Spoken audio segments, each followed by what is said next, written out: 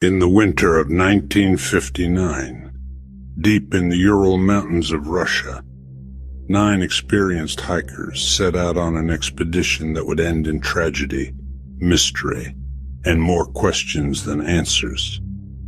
Decades later, the Dyatlov Pass Incident remains one of the most chilling unsolved cases in modern history. What happened to these young people on that frozen mountainside? And why did so many details of their deaths defy explanation? The story begins with Igor Dyatlov, a 23-year-old engineering student and seasoned outdoorsman. He assembled a group of 9 hikers, all fellow students and graduates of the Ural Polytechnical Institute. They were young, intelligent, and physically fit, well prepared for the expedition ahead. Their plan was to ski through the northern Urals to reach Tartan Mountain, a route classified as Category the 3rd, the most difficult. But to them, it was an adventure worthy of their skills. On January 25th, 1959, the group arrived by train in the town of Ivdel. From there, they took a truck to a remote village called Vizhai, the last inhabited settlement on their route. They spent a night preparing their supplies and finalizing their plans. On January 27th, they set off into the wilderness.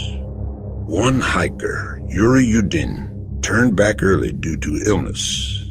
He could never have known that his decision would save his life.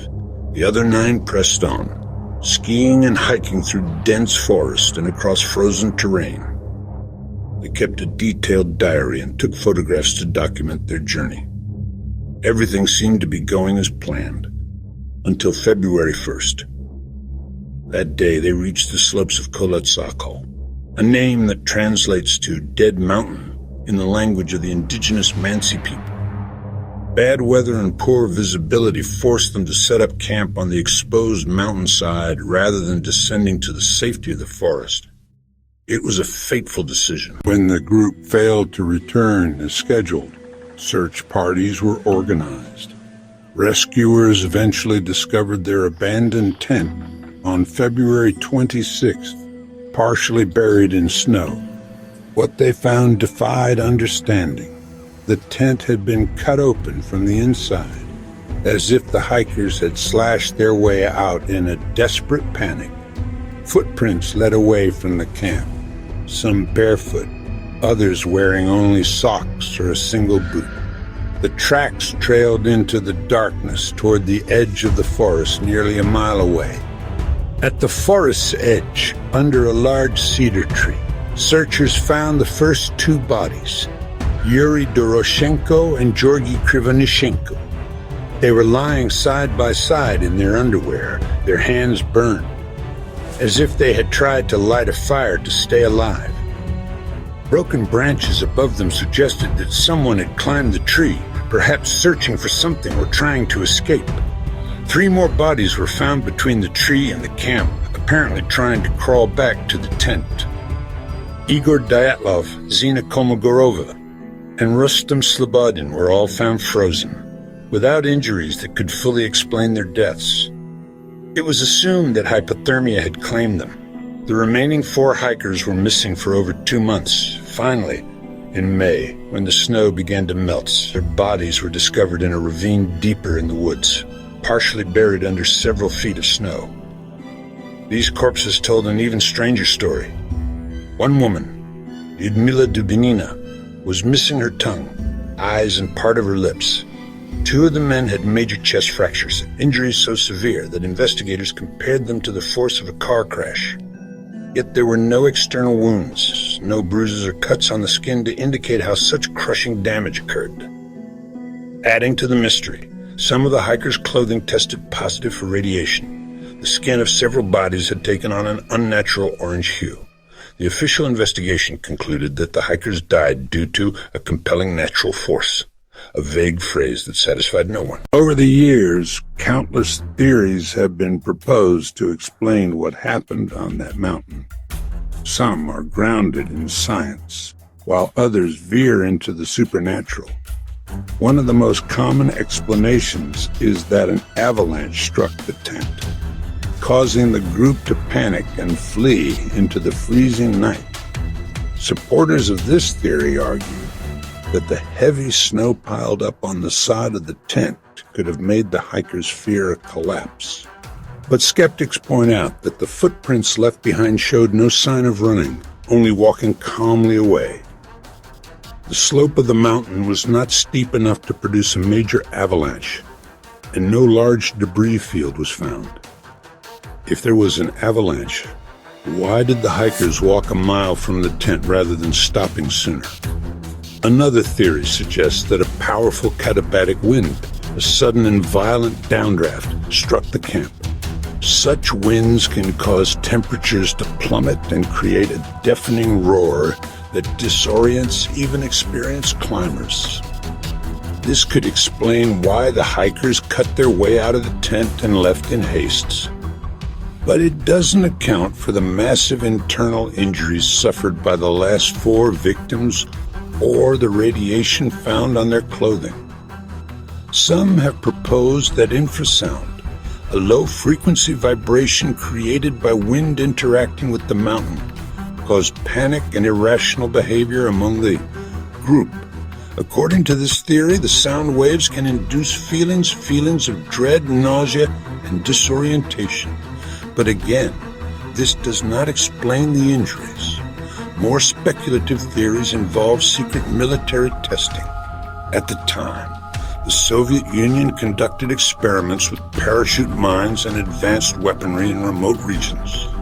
Some investigators have suggested that the hikers stumbled into a test zone and were injured by an explosion. This could explain the internal trauma and radiation. Witnesses in nearby villages reported seeing strange orange spheres in the sky around the time of the incident, possibly military flares or aircraft. But there is no definitive evidence tying the Dyatlov group to any classified operation. And then there are theories that venture into the paranormal.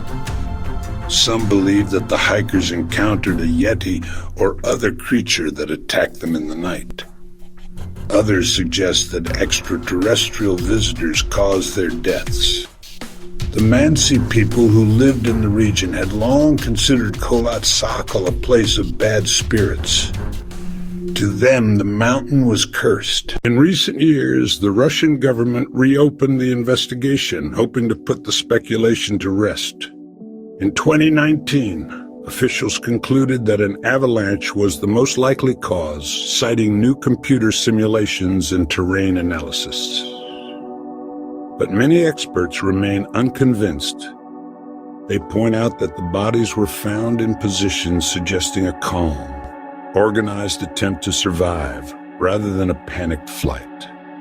The tent, though damaged, was still standing and partially upright. The timeline of events simply doesn't fit the avalanche narrative cleanly. To this day, the Dyatlov Pass Incident captures the imagination of people around the world.